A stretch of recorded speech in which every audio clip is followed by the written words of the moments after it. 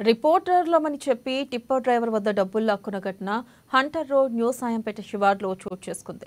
Hunter road new సాయంపేటకు చెందిన వంగ Saikrishna MCA పూర్తి చేసి బెంగళూరుకు చెందిన కంపెనీలో వర్క్ ఫ్రం హోం ద్వారా పనిచేస్తున్నారు. అయితే ఇతని స్నేహితులు గూండాల గణేష్, మహేష్, సందీప్లు వరంగల్ కొత్తవాడ ఆటోనగర్కు చెందినవారు.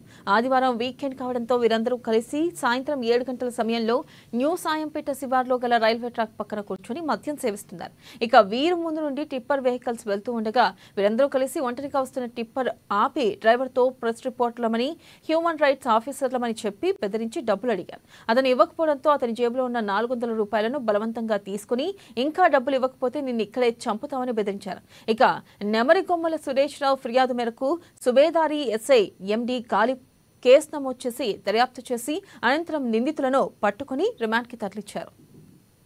9/2024 రోజున రాత్రి సుమారు 1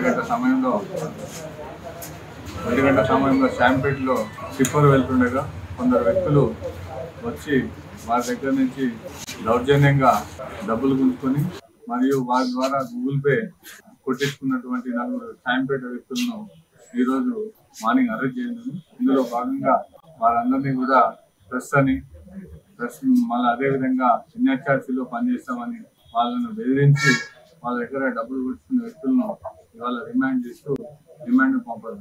ఇదంతా కూడా శాంపేట గ్రామానికి చెందినవారు. గతంలో ఉన్నటువంటి వాళ్ళ చరిత్ర ఎలాంటిది లేదు. కొత్తగా ఆవుకు బానిసై ఇలాంటి చర్యకు పాల్పడినందుకు వాళ్ళందరిపైన కూడా చట్టరీత్యా చర్య తీసుకోవడం జరుగుతుంది. ఒకరి పేరు సాయి కృష్ణ అండ్ సందీప్, గణేష్, మహేష్, ఈ 4గురిని కూడా కష్టలు తీసుకుని వారిపై